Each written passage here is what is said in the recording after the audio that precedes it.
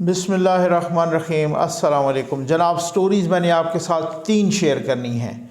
PTI का कराची से सफाया हो गया, इस पे बात करेंगे और साथ ही बात करेंगे कि चौधरी शुजात हुसैन साहब ने चौधरी परवेज़ इलाही की क्लास ले ली और उन्होंने बड़ा एक्शन ले लिया उनके ख़िलाफ़। इस पर भी बात करेंगे, ये क्या क्या चक्कर है। और साथ ही जनाब कप्तान साहब अपना थूका हुआ चाट रहे हैं, दोबारा असम्बली आ रहे हैं, ये क्या चक्कर है। ये बहुत बड़ी डेवलपमेंट है, मैं समझता हूँ इस पे भी बात करनी है। लेकिन सबसे पहले बात करनी है जनाब कि अल्लाह ताला के फजल करम और आपके ताउन से ज़ीएन न्यूज़ का फ्लड रिलीफ ऑपरेशन जारी है।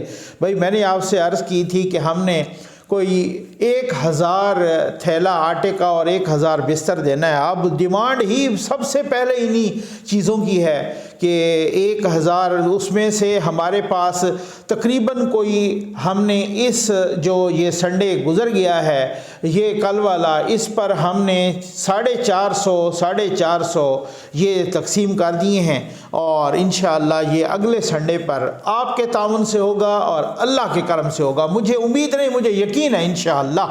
और आ जाएं जनाब, ये नंबर डिस्प्ले हो रहा है, इस पर रब्ता करें। आ जाएं भाई, आ जाएं कि क्या सूरत हाल क्या है कि खान साहब पीटीआई का सफाया हो गया भाई कराची से और बड़ी अनहोनी सी हो गई है। बहुत ही गैर मुतवक्के रिज़ल्ट्स आ गए हैं और वो गैर मुतवक्के रिज़ल्ट्स इस तरह से आ गए हैं। एमकेएम ने तो कर दिया था बाइकाट। अब तक 246 सीट, मैं कराची की बात करूंगा, हैदराबाद की भी बात करूंगा और कराची की बात करूंगा, बाकी तो खैर वैसे ही पीपल्स पार्टी ने मैदान मार लिया। पीपल्स पार्टी ने बिल्कुल तीर चल गया है और बिल्कुल सफाया करके रख दिया है। और फिर जमात इस्लामी ने भी बहुत अच्छा परफॉर्म किया है जनाब। कराची में 246 यूसीज थी, 246 में 11 पर नहीं हुए इलेक्शन को, बहुत सारे इंतकाल हो गए, कुछ और वजूहात, तो 11 पर नहीं हुए, 235 पर हुए इलेक्शन हुए, 235 पर। और अभी कोई तकरीबन 30-35 के रिज़ल्ट्स रहते हैं, तकरीबन बाकी रिज़ल्ट्स आ गए हैं। तो पीपल्स पार्टी सबसे बड़ी जमात बन के उभरी है जो अब तक, क्योंकि हो सकता है जब आप वीडियो देख रहे हो तो सारे रिजल्ट्स आ चुके हों, लेकिन मैं 235 में से बात कर रहा हूं तो ये कोई तकरीबन 86-87 सीटें पीपल्स पार्टी जीत रही है। 68 ये जमात इस्लामी और इसी तरह से 37 पीटीआई और नून लीग कोई 7 और फिर बाकी जेयूआई 2, टीएलपी 1, एमकेएम हकीकी वो भी 1। तो बहरहाल अब ये जो है ना, ये इस तरह की सूरत हाल है। अब खान साहब ने मान लिया है कि जी हमारी तंजीम की कमज़ोरी थी, साथ ये उन्होंने धांधली का भी इल्ज़ाम लगा दिया पीपल्स पार्टी पे और कि तंजीम की कमज़ोरी भी और पार्टी की धांधली भी, इस वजह से हम हारे हैं। लेकिन 14 एमएनए इस शहर में थे अपना पीटीआई के। अब मेरे बहुत सारे अहबाब ये कहेंगे कि भाई 14 एमएनए तो थे, लेकिन वो 14 किस तरह बनाए गए थे, वो किसका मैंडेट छीन के बनाए गए थे, किस तरीके से झुर्रू फेर के बनाए गए थे, आरटीएस बिठा के बनाए गए थे 14 एमएनएस।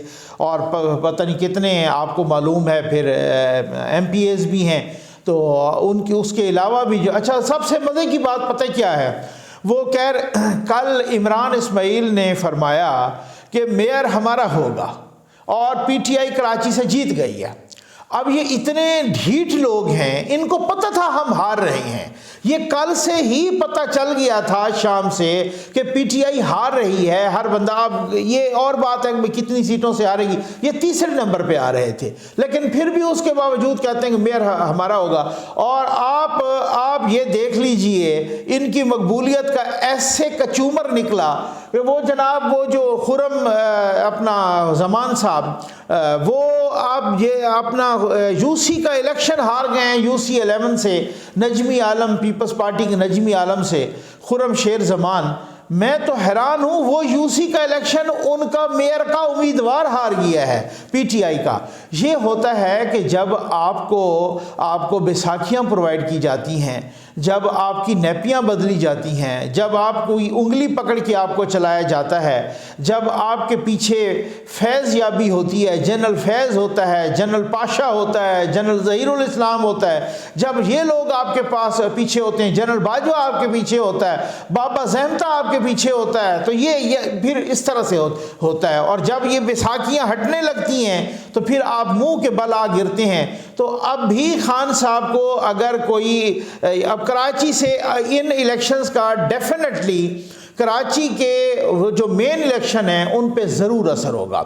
लेकिन एक दिलचस्प सी सूरत हाल डेवलप हो रही है, और वो दिलचस्प सूरत हाल डेवलप ये हो रही है कि आगे अगर 30 सीटों का क्या रिजल्ट आता है उसकी एक और बात है, उसका देखेंगे। लेकिन अब जो पीटीआई और जमात इस्लामी की सीटें हैं ना, 2 की अगर मिलाएं तो वो ज़्यादा बन रही हैं। अब सूरत हाल दूसरे वो जो फॉर्मेशन के मरले में ना कि जी मेयर कैसे बनेगा और फलां कैसे बनेगा, तो अब उस मरले में बड़ा जोड़ तोड़ होगा और बड़े इत्तेहाद बनेंगे और बड़े मुज़ाकरात होंगे और इस तरीके से। क्योंकि इस ऐसे अगर आप सोचें तो जमात इस्लामी पीटीआई के साथ जाएगी। क्यों? वो कहेगी कि जी मेयर हमारा और डिप्टी मेयर आपका, ठीक है ना। तो अब अगर वो पीपल्स पार्टी के साथ जाती है तो फिर उनका मेयर नहीं बनता, उनका डिप्टी मेयर बनता है। ये सूरत हाल बड़ी दिलचस्प हो गई है, क्योंकि जमात इस्लामी के इस वक्त हैं 68 वोट और 68 यूसी के चेयरमैन, 68 सीटें, और पीटीआई की हैं 37। तो ज़ाहिर है वो पीटीआई उनको ये तो नहीं कह सकती कि हम 37 वालों को आप मेयर दे दें और आप डिप्टी मेयर ले लें। डिप्टी मेयर तो उनको पीपल्स पार्टी भी आराम से ऑफर कर रही होगी, तो वो जो है ना अब पीपल्स पार्टी के साथ जाती है जमात इस्लामी तो वहाँ तो उनका डिप्टी मेयर आएगा। लेकिन अगर यहाँ आती है पीटीआई के साथ तो यहाँ उनका मेयर आएगा। तो ये सूरत हाल भी बहुत दिलचस्प होगी। लेकिन जो अब तक की बात है, अब तक खैर से खुर्रम शेर जमान साहब वो उनका सफाया हो गया है, वो यूसी अपनी यूसी हार गए हैं जो उनका मेयर का उम्मीदवार था। ये भी बहुत बड़ी बात है। और कराची से ऐसा सफाया हुआ है कप्तान साहब का कि वो जो मकबूलियत का ड्रामा रचाया जा रहा था और जो बड़ी बड़ा बयानिया बनाया जा रहा था वो मुंह के बल गिर पड़ा है कराची में भी। और हैदराबाद में तो वैसे ही, हैदराबाद में तो स्वीप कर गई है पीपल्स पार्टी, बाकी जगहों पर भी, और बदियन में भी जुल्फ़िकार मिर्ज़ा को इबरतनाक किस्म की शिकस्त हो गई है। चलो जी आ जाते हैं अब अपनी दूसरी स्टोरी पे। लेकिन यार मैं दूसरी स्टोरी से पहले मजम्मत करना चाहता हूँ। आज सुप्रीम कोर्ट बार एसोसिएशन के साबिक सदर और माया नाज वकील लाला लतीफ़ आफरीदी, अब्दुल लतीफ़ आफरीदी, उनको फायरिंग करके कत्ल कर दिया गया है। और वो कत्ल किया गया है बार रूम के अंदर, ये हाई कोर्ट बार के अंदर किया गया है। और ये बहुत बड़ी एक मैं समझता हूँ कि लम्हा फ़िक्रिया है। ये लम्हा फ़िक्रिया है हुकूमत के लिए, केपीके की हुकूमत के लिए भी और लॉ एनफोर्समेंट एजेंसीज़ के लिए भी। क्योंकि अच्छा अभी बताया तो ये जा रहा है कि उन पर एक सेशन जज साहब थे, गालिबन इकबाल अफरीदी उनका नाम, और उनके ख़ानदान का कुछ उन पर कत्ल का इल्ज़ाम था। और हमने सुना था वो FIRs वगैरह भी हुई थी वगैरह, तो वो उन पर कत्ल का इल्ज़ाम था। और ये इकबाल अफरीदी वही जो सेशन जज थे उनके भांजे ने मारा है।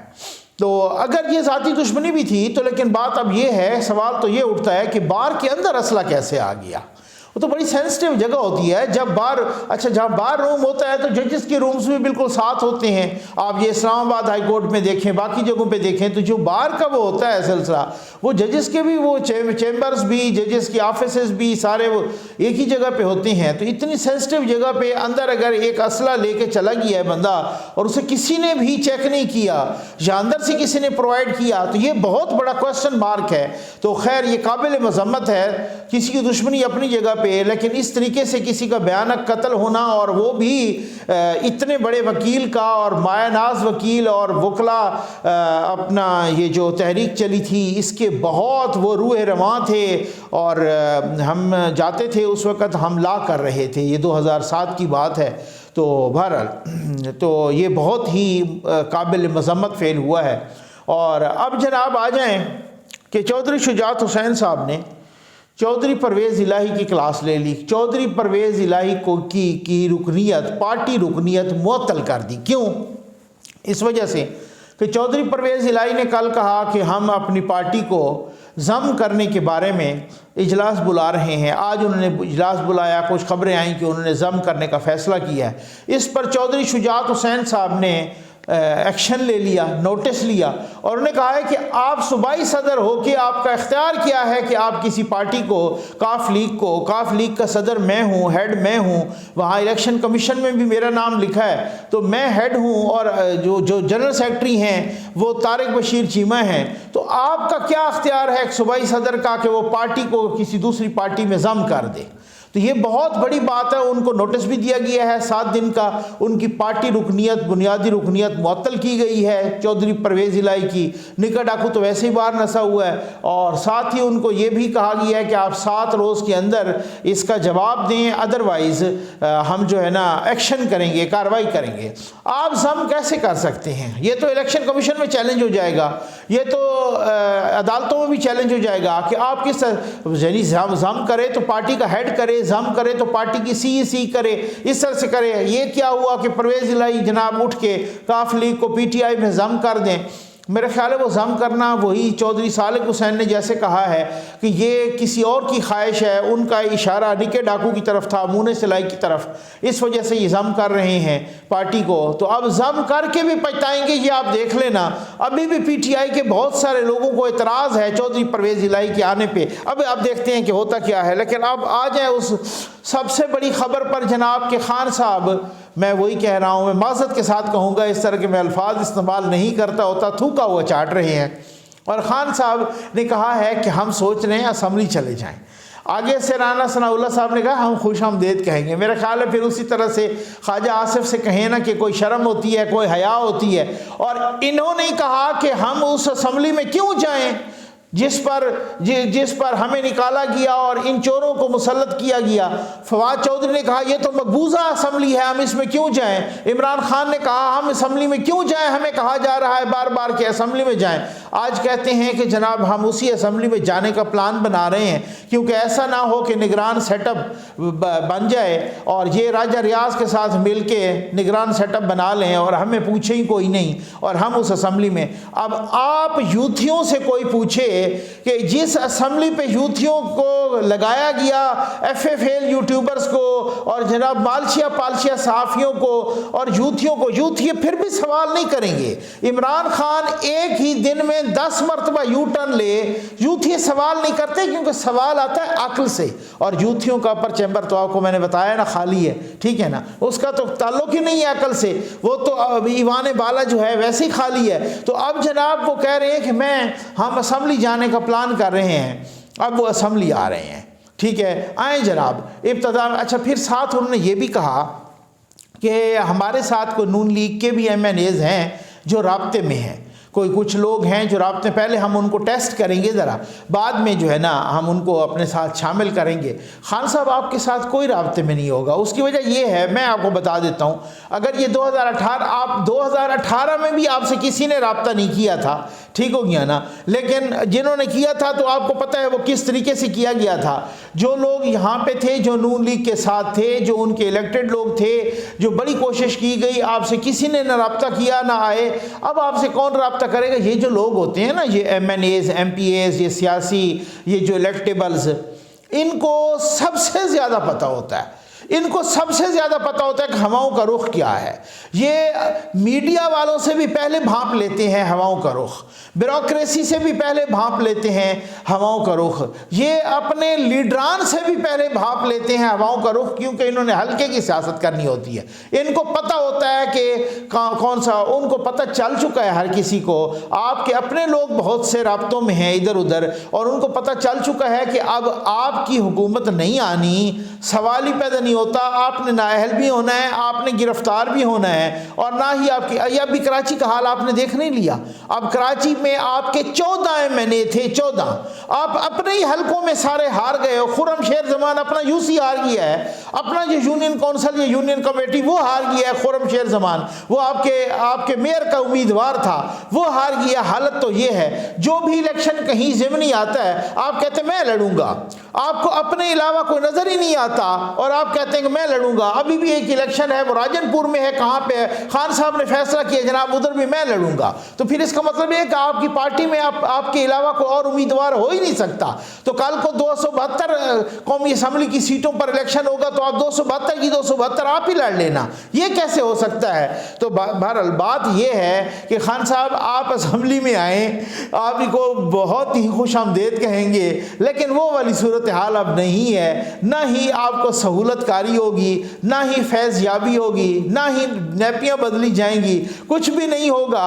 आप आ जाएं, और ना ही आपको ये भूल है कि आप प्रेसिडेंट कहेंगे, आपके कहने पर वज़ीर आज़म को और एतमाद का वोट, आज ख्वाजा आसिफ ने कहा है कि एतमाद का वोट हम आपसे कहे बगैर भी ले लेंगे, हमारे पास ऑलरेडी मौजूद हैं। और ये अगर MQM निकल जाती तो फिर कोई परेशानी वाली बात थी। उन्होंने बहुत ही कैटेगोरिकली जब कह दिया है कि हम उनके लिए परेशानी नहीं बनाना चाहते और हम निकलना ही नहीं चाहते। भाई MQM ने अब बाइकाट क्यों किया? इसलिए कि उनको अपनी पोजीशन बड़ी पतली नज़र आ रही थी, ठीक है ना। इसी वजह से जब ये बाइकाट किया, इसलिए कि नहीं लड़े, अपनी इज्जत बचाई, पोजीशन पतली नज़र आ रही थी। दूसरा वो कहते हैं कि जनाब हम तो निशान अलग अलग बैलेट पेपर्स अलग अलग निशानों वाले छप के आ गए थे, हमने इत्तेहाद तो बाद में किया। तो बहरहाल बहुत सारी बातें थी। जब ये इतनी पोजीशन उनकी कमज़ोर थी और नहीं लड़े, और उनको पता है कि हम अगर शहबाज शरीफ की कैबिनेट से निकल गए और इलेक्शन हुए तो कराची में फिर हमारी पोजीशन कमज़ोर हो जाएगी, तो फिर क्या होगा हमारे साथ। तो बहरहाल अब आए आप असम्बली में, लेकिन अब यूथियों सवाल तो करोगे, कल इसी असम्बली पे आप लानते भेज रहे थे, आज उसी असम्बली में आके वापस। मैं खुद उस वक्त गैलरी में बैठा था, यकीन करें कि जब ये असम्बली से निकले हैं और इतनी जोर शोर से इन्होंने तकरीरें की हैं और इन्होंने वो लान तान भेजी है कि ये साजिश हो गई है जनाब, अमरीकी साजिश है, अमरीका का जो यार है गद्दार है, गद्दार है, और ये जनाब हम इस्तीफ़ा दे के जा रहे हैं, ये कर रहे हैं, वो कर रहे हैं। अब वो इस्तीफ़े दोबारा जमा करवाने गए, उसकी तस्दीक के लिए एक एक जाता नहीं था, वैसे ही ड्रामेबाजियाँ करते रहे। अब वो कह रहे हैं कि हम वापसी का प्लान बना रहे हैं। ये है टोटल किरदार की पुख्तगी। उम्मीद है आपको वीडियो पसंद आई होगी। आपका बहुत बहुत शुक्रिया।